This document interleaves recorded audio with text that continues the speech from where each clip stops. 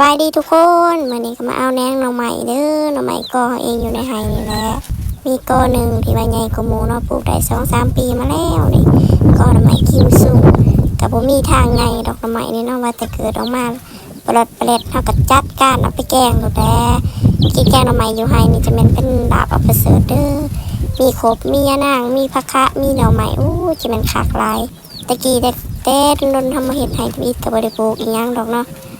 บาดนี้บ่ได้อากาศมันร้อนแห้งก็เลยหาอันนี้มาปลูกอันหน่อไม้เอาพวกตะกบอันนั้นอันนี้มาปลูกเนาะก็เกือบเต็มไห่แล้วนี่ไม่เท่าซิมอนเราไปยืนกล่องเรามายืนคำเอวเบิ่งจึกแล้วว่าหน่อไม้ลายแบบว่าจะบังกล่องเด้อแม่เราบ่เห็นเพราะว่าลากกล่องเฮาก็แม่นอนาถาเนาะประดิษฐ์แต่งเองด้วยลำมันสั่นไหวแล้วก็คือว่าลำมันดูแลนี่เฮาก็คืนเอาอยู่เถิงเนาะก็หน่อไม้นี่เฮาก็ตัดปลายออกขอทานในเด้อผู้ที่หูปลูกหน่อไม้หันก็หน่อไม้ที่เฮาตัดปลายออกมันสิตายบ่ได้เนาะก็สิตัดปลายนี่บ่เพราะว่าปลายมันหันบังแผงโซลาร์เซลล์เนาะขี้ขาดใหญ่ๆแผงโซลาร์เซลล์เนาะมันใหญ่ก็เลยตัดออกนี่แนงตัวเฮาตัดอยู่ถึงออกหลายพอได้แกงอยู่เนาะซ้ำนี้เอาไปถูบนี่คัก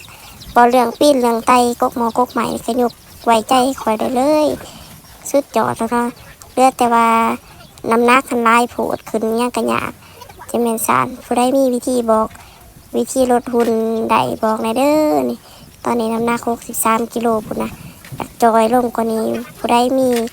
อันนั้นผลิตภัณฑ์ที่ว่าดีๆบอกในเด้อนี่ได้แนงเรียบร้อยแล้วก็มาเบิ่งคุณร้านทองปอมก็มายืนให้กำลังใจมาเอากระโตดมาเนาะกระโตดนี่ก็บ่มีทางไงดอกเด้อซ้ำนี้เขาก็จัดเอาไปหรือเขาได้2 ตัวน้ำบักใหญ่เลยนะบริยั่งตะปัดตะแปดผู้ใดได้แกงหน่อไม้ในกระสุดยอดได้งามนี่อากาศมันร้อนอยู่ในไห้แกงหน่อไม้คักโลดบริยากแกงอยู่ในไห้มียะนางมีผักคะให้พร้อมครบสุดเนาะสุดยอดเลยนี่มากำลังทำ